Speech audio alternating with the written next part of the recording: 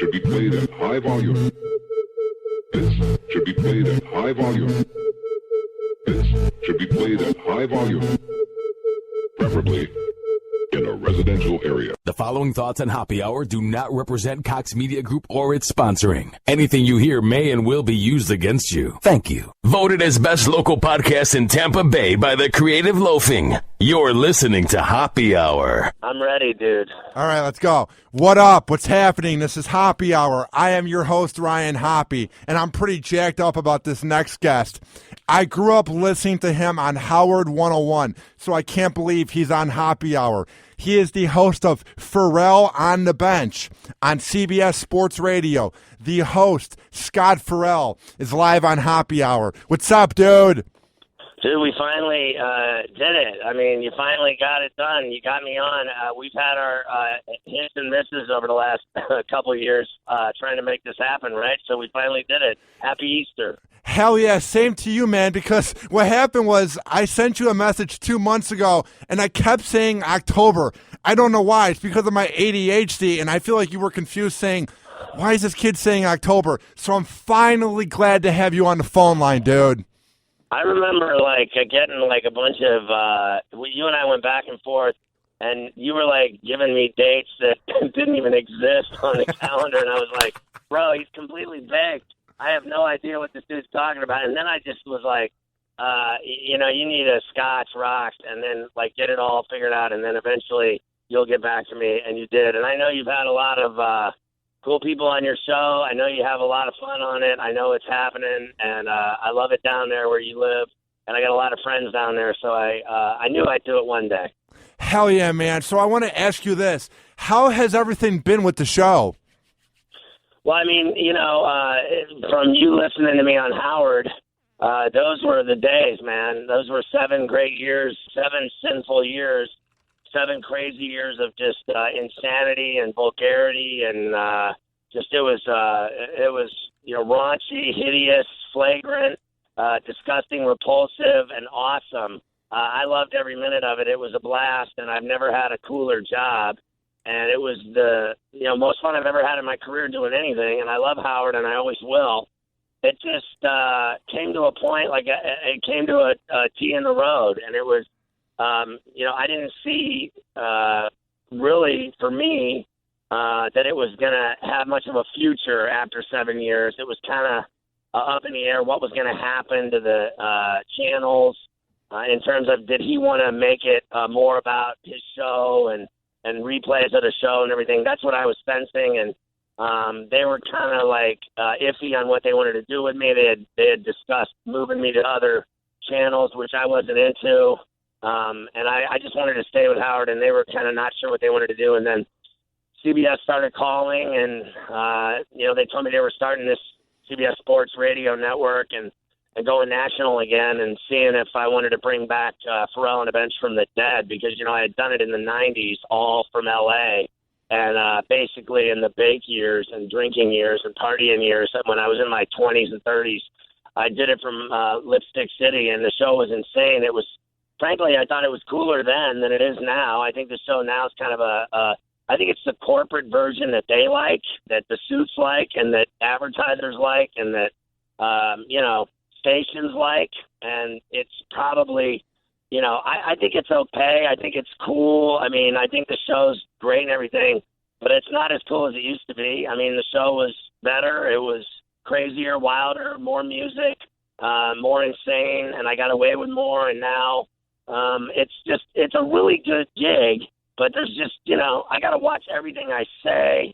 It's just like a different time. When I did it before, I could say just about anything back in the day, and then now I have to literally be a lawyer when I do it, and I have to be very careful where I go and what I say. So that can be kind of a drag, but it is what it is. It's a great job, but it's just more stressful than it used to be. And I'm older, so I'm 50, and I have kids and a mortgage and all that, so I have things I got to be responsible for and worry about. Back then, I was just a crazy dude that was, single and insane and violent.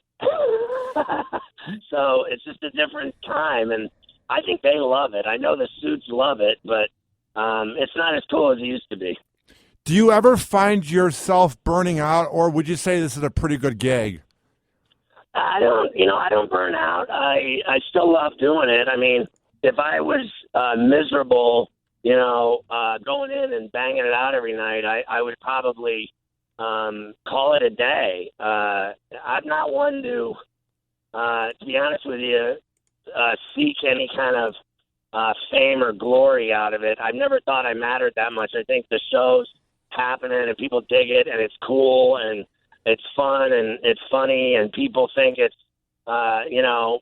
something that they're entertained by every night and they are kind of into it, and that's what makes me happy, that people love it and that they are loyal. And for 30 years I've been doing it, plus 32 years I've been doing the national show for 25 years, so that it's stood the test of time, and that people call me and they're like, I started listening to you when I was a kid and now I got 3 kids of my own and I got a house and I got a job, and I started listening to you when I was in junior high and I was smoking with my buddies and we loved your show then, and now we're all adults, and my dad turned me on to you, my grandpa turned me on to you, or lawyers, doctors, lovers, dealers, criminals, thugs, queens, whatever. Everybody listened, from all walks, all races, all kinds and all types and all colors.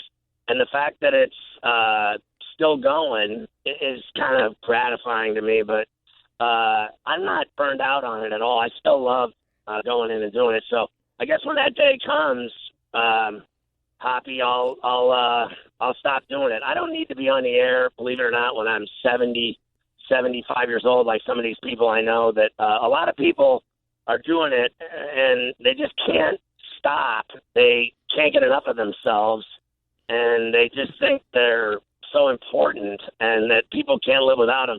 I've never lived it that way or thought that way of myself. I think as long as people dig it, I'll do it. And when I'm old and I think I suck, I'll stop doing it, because I never thought that any of it affected anything. Like, I'm not changing the world, or I'm not fixing cancer or curing anything or solving world peace. I'm just talking sports and making people laugh and playing cool music and gambling heavily, basically.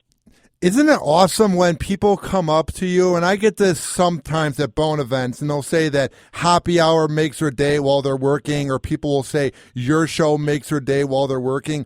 Isn't it weird to think that us talking into the microphone makes someone's day, Yeah, I mean, that's kind of why I do it. The theater of the mind, I've always, gone back to that term because it's so true. Like, I've done a million things, like TV, movies. I've made a couple movies. I've been lucky enough to be in all kinds of documentaries and big screen films. And I've done every show, CSI Miami's a bunch of times. I've done NHL play-by-play. I've done NFL films and NFL Network, and I've done TV in New York every single day of my life in prime time. I've done the Ferrall on the Bench on simulcast on Sports Channel, which is back in the day it was national, and I've done everything. And the fact that on radio people have to imagine and think and picture it, and they are sitting there and making their mind work and wow, this guy's a freak, and my descriptions of things or my stories or my tales or my singing or my laughing or my joking or my crying and all the stuff that I do, all the weird, bizarre stuff I do on the show and all the millions of drops I do, people think I'm clearly on drugs, and and I'm not, but I was, and I'm not now, but back in the day I was, and the show was funky and crazy, but it made people trip out, and they were like, this guy's a freak, and it's so cool. And so, yeah, the fact that we can do it into a microphone, I think it makes people think more that TV's too easy. Everybody's a TV star now, or thinks they are. Everybody thinks they're so famous and wonderful, and I think they suck. It's too easy. TV's too easy. You just sit there and, smoke a stogie and watch TV and watch games. It's so easy. Like, when I watch games and play-by-play, I'm like, the guy's trying to describe something to me that I'm watching, and I'm like, shut up. Shut up. Stop talking. Just shut up. I already know what I'm watching, you idiot. Or when they review a call 30 times in a row with a replay, like I'm some kind of moron and I can't figure it out on my own. Radio, on the other hand, when you do play-by-play on radio or a radio show, people have to actually rely on you and think and picture it and envision it. And your description is the key to everything. And on TV, someone else does it for you. They serve it up on a platter. Television's fabulous. I love TV just like you do, but it is for stoners. It's so easy. It's so, delivered to you right to your face. Radio makes it wonder. It's the wonderment of it all that I like.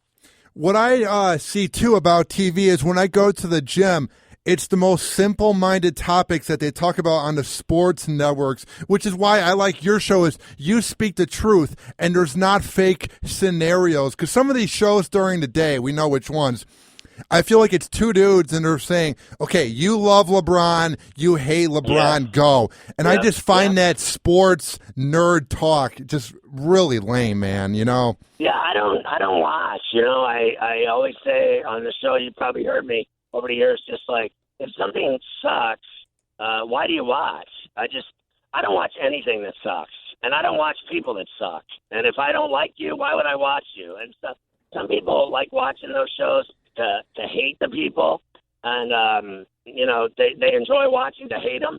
I got better things to do with my day than watch people I don't like or something I'm not interested in, or their arguments, or they pick a side and fight, and we're going to sit here and watch it.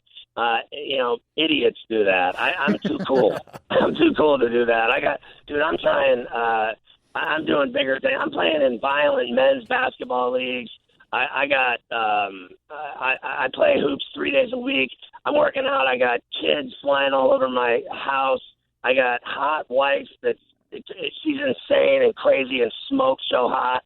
I'm trying to get action from her. I got no time to watch nerds argue about sports on television. Anyone I don't like in life, I refuse to participate in. There's guys that work where I work that I can't stand personally, but I know they're talented. I know they're great, and I know they got great shows and whatever, and I think they're good at what they do. But if I don't like you, why would I listen? I just can punch you in the face. I want to ask you this, too, since you're in the radio business when it comes to, like, sports. Why do they get a bigger head than some of these athletes? Are they overcompensating and they wish they were as good as the athletes? Why do sports talk show hosts and sports analysts get so cocky? I don't know, because what happens is they get, when you go out and you're famous and people know who you are because of your face being on television, then people suck up to you, and then people hand you everything, on the house when everything's juiced and everything's free and everybody's giving you things and telling you how wonderful you are.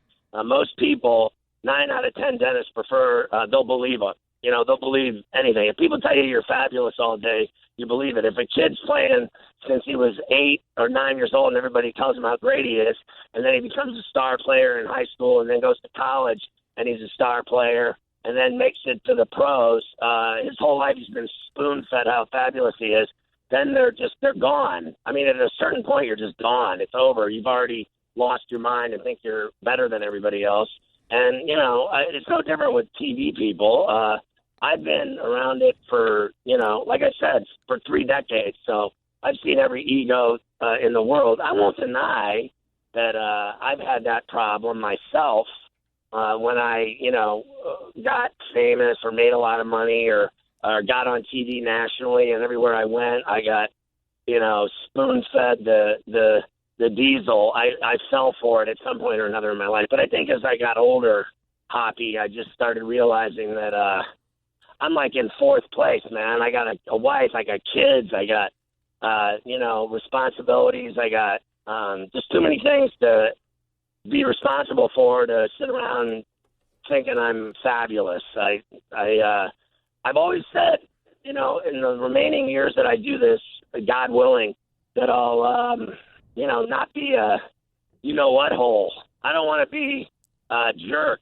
I don't want to be the guy that thinks he's better than anybody else. I want to be a guy that watches everybody in the business succeed, and I want people to have jobs. I want people to be happy and do well and make a living. And the more people that do this, the more people that get paid to do shows, the more shows there are, the more success they have, the more we all work. And if computers and suits have their way, they'll get rid of all of us.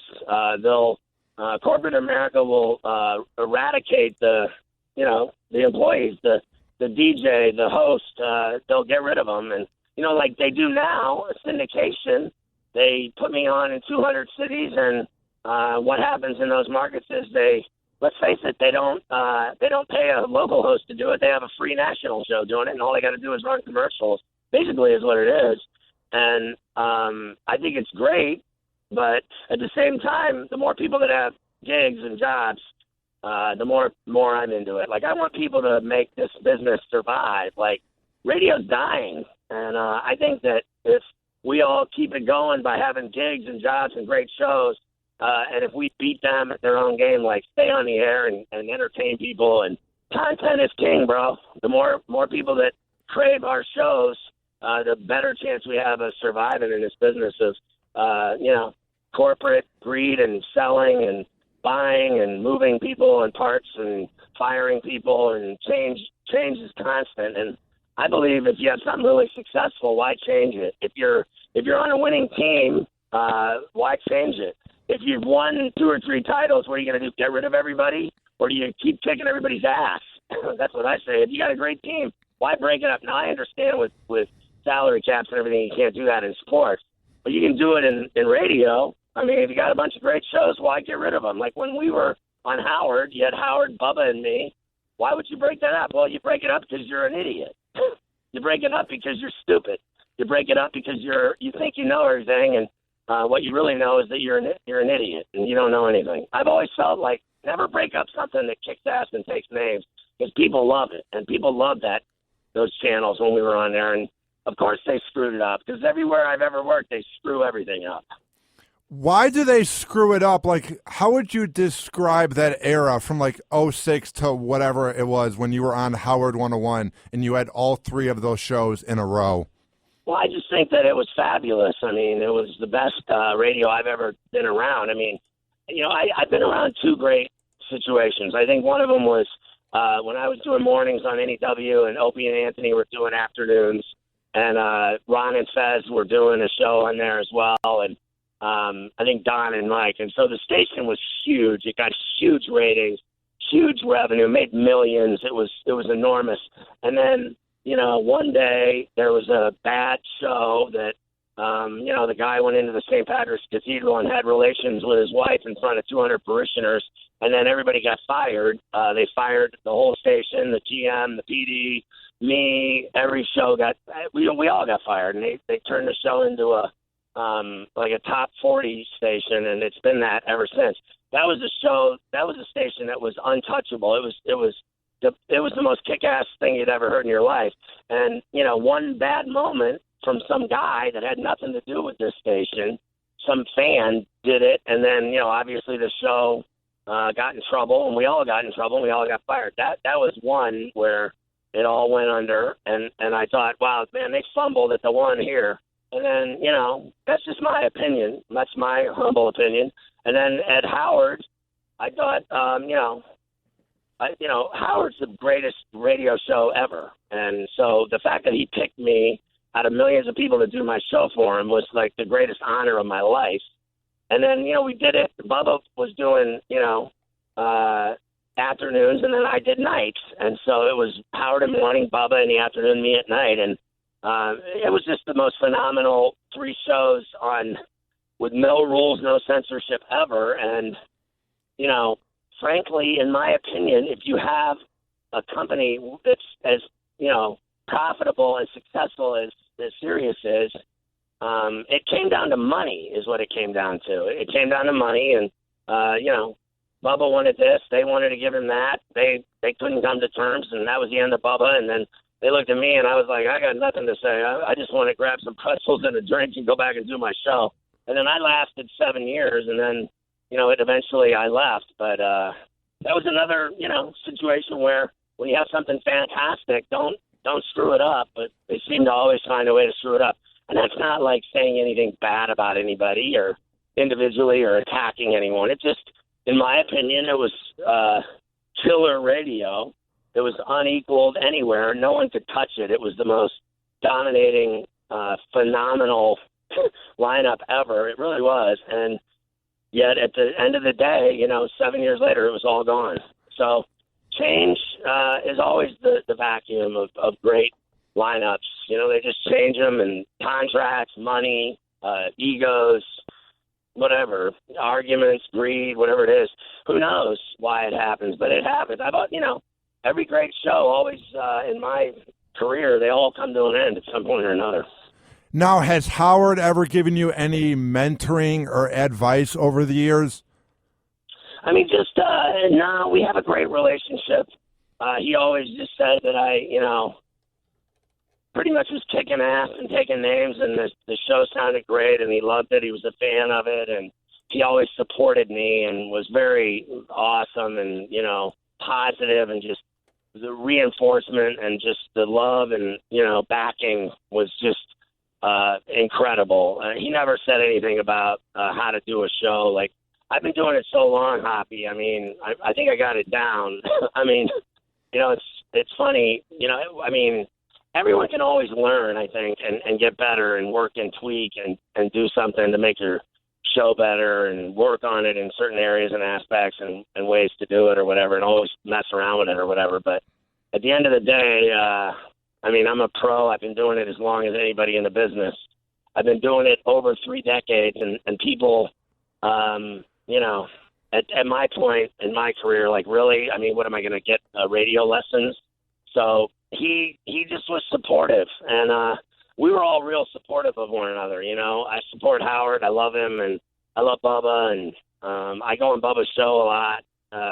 Still to this day, I go on his show, and we'll always be friends. You know what I mean? So most of the people in the business, most of the colleagues that I know, people that I've worked with, I admire and like, and there's some people that don't like me, and that's cool too. I get it. I'm not perfect, and there's definitely people that can't stand me, and I've always said, get in line. The line wraps around the corner, and it ends at the movie theater. Get a bucket of popcorn and watch a movie and shut up. Who cares what you think of me? Were there any things that you did to piss people off? Was this going back to when you were wild in the 90s, or is this just a case of them, like, being threatened? Oh, I think, back in the day I was crazier, and I did, I would say things about people or make fun of people. I was really good at it. I could get under people's skin in a hurry, and I was able to, obviously bother some people and get in situations and predicaments and whatever, and upset bosses and get screamed and yelled at along the way. And I've had plenty of fights with program directors over the years, and whatever. And then, at some point or another, like, I'd say, probably like about, 13, 14 years ago, all that just stopped. And I just don't have that problem anymore. I don't argue with anybody. I don't fight with anybody. I don't get into radio wars. I never really was a radio war guy. I always felt like it's okay if you spend all day talking about it. I know a lot of people that spend all day on their show talking bad about me. And to this day, I got people that talk bad about me and say I suck and this and that and all the rest. And I don't worry about it. I don't sit around. If you want to do your whole show on me, have at it. Because I'm over here doing my thing. I don't do that to people. People that do it to me are losers. And, like, you got to be a total loser if you spend your whole day talking about somebody else. If that's all you do is talk about your competition bad and talk about people badly, have at it. You're a tool. You know what I mean? Dude, the same thing happened to me. I worked for Rover's Morning Glory for about 3 months last year in Cleveland. And to this day, they'll talk about me randomly and either rip into me, or they played one of my interviews with Brother Weeze on air, who's one of his competitors in a different market. He made fun of the way I said the word download. And I was like, really, dude? At that point, I was gone for 7 months from the show. And it just taught me that it's such easy radio to make fun of someone, and that's what I'm never going to do, Scott, you know? I don't worry about it. Don't sweat it. It's a waste of time and energy. It's just, all it does is make you look like a fool.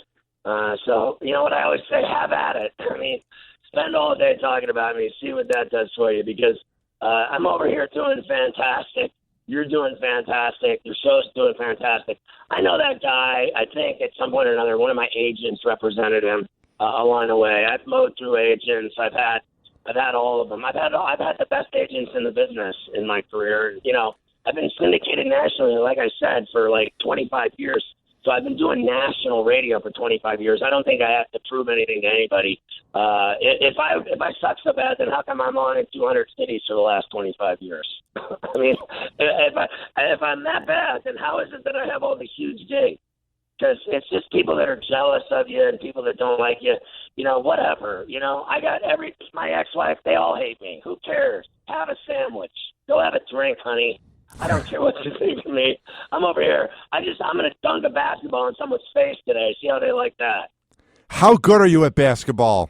I'm good. I play on a championship team in a violent league that's a national league, and it's incredible. They keep stats and of every facet of the game, every single category of the game, just like the NBA.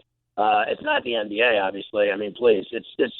But it's a huge, gigantic national league called U-Hoops, and it's enormous. And they have over like 100 leagues, 100 cities where it happens, and then they have national tournaments in Las Vegas and everything else. And my team here in New York is we've been in 4 straight championships. We've won 2 undefeated championships.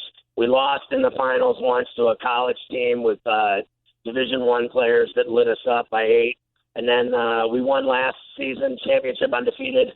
We're undefeated now, and we're playing in the championship this upcoming Wednesday night. And we're trying to go 20-0.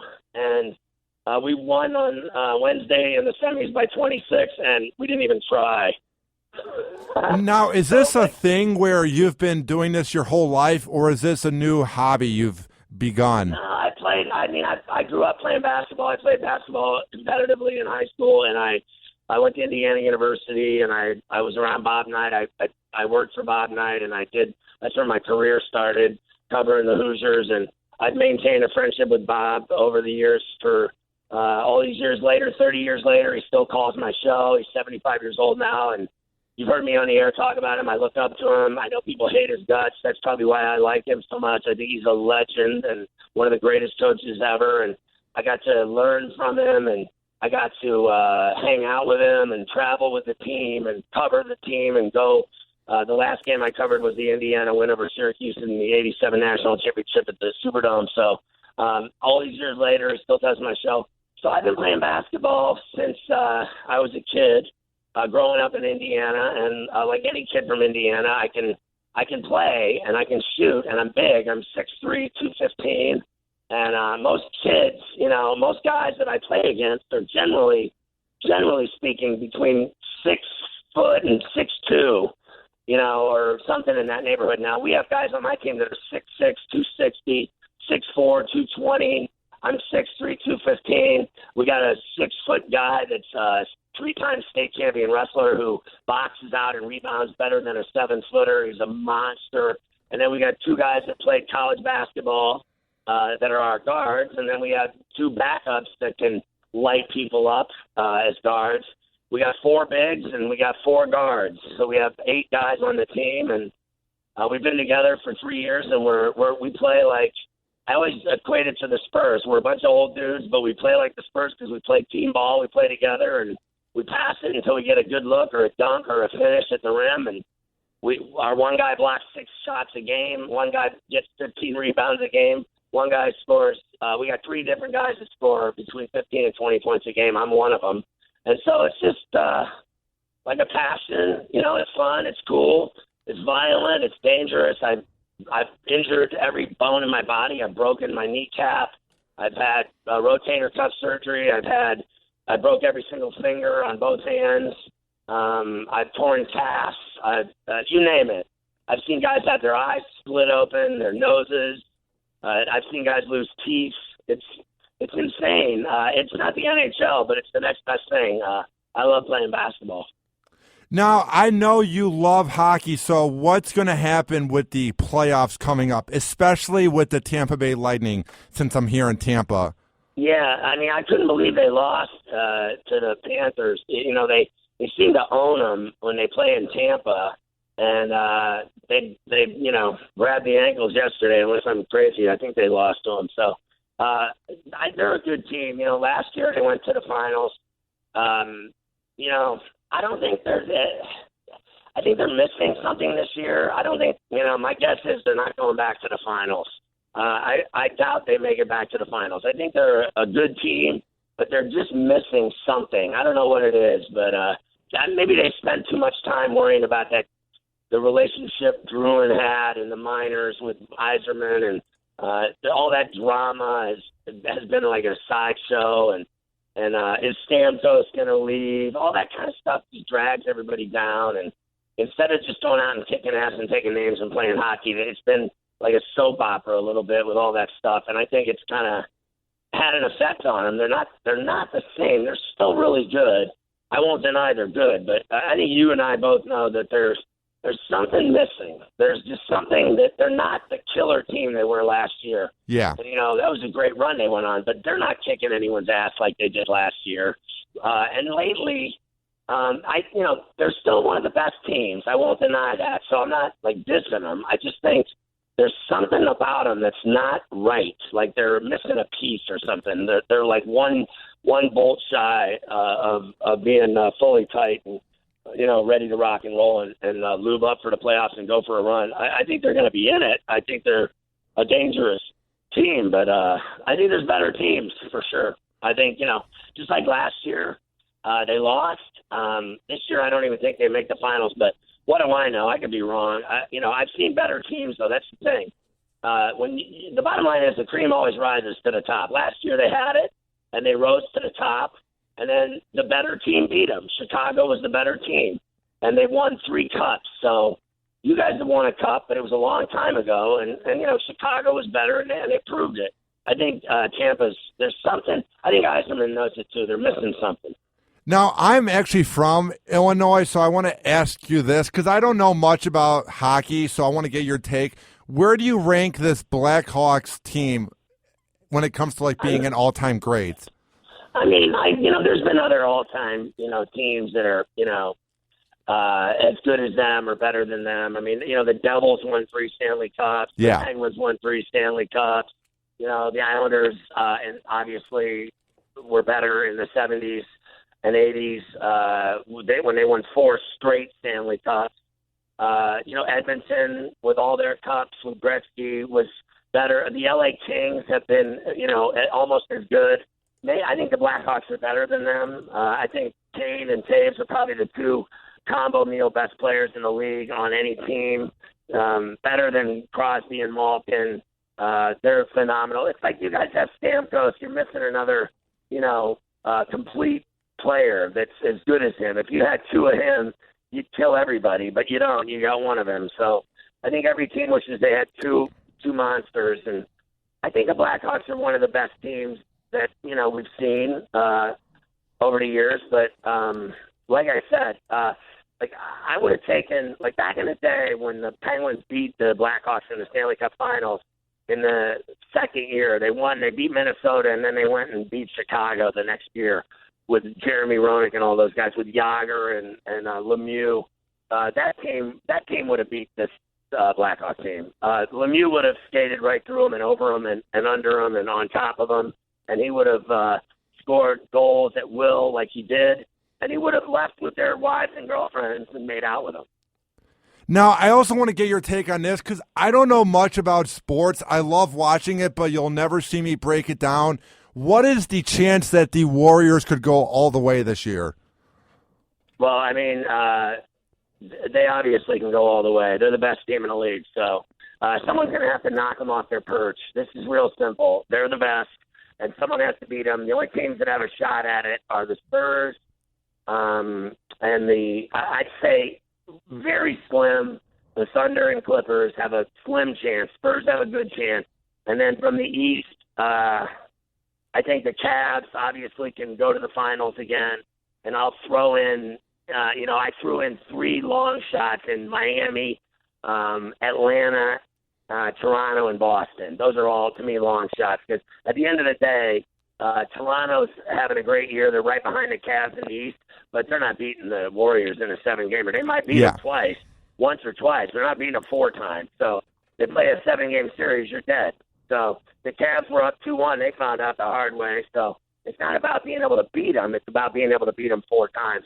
And they shoot too well. That's the problem. They move the ball too well and shoot too well. And whenever a game gets close at the end, they always hit threes and bury you. It doesn't matter who you're playing. The other night they played Dallas. The game was real close. And then with under a minute to go, they hit like 3 threes, and it was lights out. Can I see you? Bye. How good could Curry get? Because I'm seeing it as, if he keeps doing this for another 5 to 7 years, dude, I could see him being an all-time great, man. Well, he already is. He's already shattered every shooting record for threes in the history of the NBA. So he already is. So if he does it for another 5 years at this level, he might end up being Jesus. Yeah, I mean, dude, it's so unreal to watch him play. You'll see him shoot this 3, and you think there's no chance of it going in, and it gets swished. Like, I wish I was 100th as good as him, dude. He is so much fun to watch. Yeah, he's great. He's great. And my wife got me a pair of his shoes the other day. They're nice. So badass that I won't even wear them. They're so badass, I don't even wear them. I just leave them in the room up on the counter. I like looking at them. I don't even want to get them dirty. I don't even want air to hit them. I don't even want to take them outside so the pollen will brush against it. So he's got his whole world right in front of him. He's a good guy too. That's what's tripped out about him. He's a good guy. People like him. Obviously, here's a situation again where you were talking about people before fame. I mean, this guy has gotten so gigantic in the last 24 months. That, he was already getting famous when he was losing and not winning in the playoffs. They were losing to the Clippers and whatever, and they were losing to the Thunder. And so now that they're winning, I mean, he's gotten his whole world is turned upside down. Now he's probably, without a doubt, the most popular player in the world. I don't think, people say, is he the best player in the world? A lot of people say yes. I still, LeBron James is unstoppable, and I think Curry is as well, both shooting and driving to the hole. But power-wise and body-wise and physicality-wise and like size-wise and weight-wise, LeBron James is an immovable object, and he's the most forceful player in the world, and no one can stop him. And Steph Curry can't stop him either. So if LeBron James is coming down the court, Steph Curry knows to get out of the way or he's going to get posterized. And I think Curry can score on LeBron, and he can go to the hole and light him up, and he can, shoot a quick, finger roll or an underhanded scoop or a quick jumper in his face. But when it comes to if he tried to dunk in LeBron's face, I don't think it's happening. I think LeBron James would slam him to the ground. So at some point or another, it becomes violence is in the end. Can you do that at the rim with LeBron James standing there? Because he's blocked a million shots from behind and in front of you. At some point or another, you have to go through him, and going through that guy is a very difficult task. Now, what I like about you is you're very honest and you break down sports in a real way. So if people want to hear more of your sports analysis, where can they find your work online and on the radio? So the show's on. I always tell people now it's simple because I'm on at 10 to 2 at nighttime. So it's hard sometimes for people with their schedules and jobs and lives and got to go to bed and get up early and work and all that. So the podcast of the show is now available. So it's on my website, Ferrall on the Bench. It's Ferrall, FerrallOnTheBench.com. That's where my picks are that people get for every month. They get every pick of the month, and I make people tons of money with my betting, and everybody knows it. And then on the second page, you just clip. It says clips of the show. You click that, and then it'll take you to the second page of the website. And the second page has all videos of the studio show and all podcast hours of the show every day of the week, 5 days a week. So the thing that's cool about that is there's no commercials, and it's uninterrupted by commercials. So there's 4 hours of the show cut down into like a 2.5 hour, four lengths, and it's Gandhi. So a lot of people listen to it. You can listen to the show live on over 200 stations.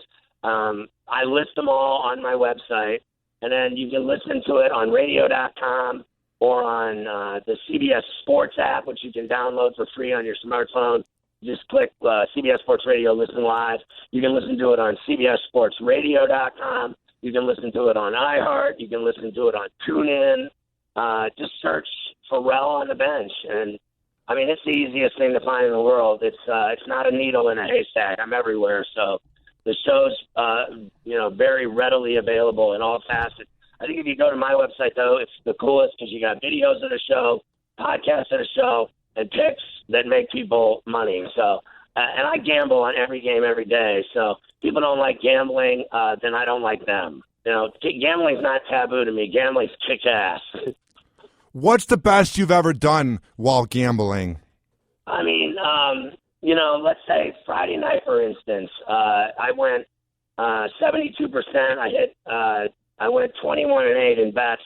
I went 3-0 in the NHL, 100%. I went 67% in the NBA, 12-6, and I went 6-2 in the NCAA. I do a money line and spread for every basketball game in the pros in college. So money line is when you pick who's going to win. Just pick who's going to win, and then the spread, you have to cover the spread. So a 72% night in overall in bets.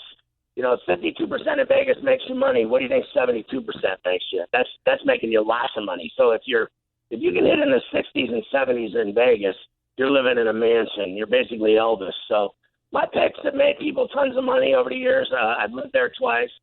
I'm good at hitting winners. And, for 20 plus years, I've been making people lots of money with the picks. And, it's cool because Sirius let me do it. CBS lets me do it because they know, bottom line is I'm a handicapper, and they know it. And I don't make my show about handicapping. The show's the show. 95% of my show is about talking sports and being entertaining and funny, and then 5% of it is basically people calling in and asking me about bets and about games and matchups and who's going to win and who's going to cover. I'm not afraid to answer those questions and help people make money. I like when I hit bets for people and they can make some money and pay a couple bills off and go out and party with their friends. Does it ever drive your wife crazy, though, the amount of betting you do? I don't care what she thinks. She's cool. She doesn't get involved in that. She's too cool. She doesn't interfere with it because she's just so happening and so hot and so sexy. She's got no time to worry about my little nonsense. She knows that when I go to Vegas, I bet on sports, and she's a dangerous woman. I mean, she's alive, man. This girl is so hot. I'm on my toes at all times because there's thousands of men that want to snag her from me, and I'm out just running them and mowing them down, keeping their hands off of her because she's on fire. What was your key to getting this hot wife of yours? I think probably just I suckered her into the whole deal with my, I guess, my insanity and my entertainment chip. So I was so funny when she met me. She thought I was a complete idiot. And she's like, I hate your guts. And then, bottom line is once she started making out with me, it was over. And then I had her, and it was like catching a fish. It was over. I hauled a marlin into the ship, and then she ended up with me. And then she started having kids with me, and now she's stuck with me. And now she's probably got like 3 or 4 lovers, but there's not much I can do about that. I can't keep up with all the action she's got going on. Dude, you live quite the life, man. I look up to it. My man, Hoppe, you're the man, dude. It's been fun, right? Hell yeah, dude. Keep up the good work, man. I love how you speak the truth, but you do sports talk at the same time. So it's been a lot of fun having you on Hoppe Hour, Scott. I love you, man. Stay in touch. We'll do it again one day. Sounds good. I'll have you on to break down some sports because, as you can tell, I'm very bland when it comes to doing that.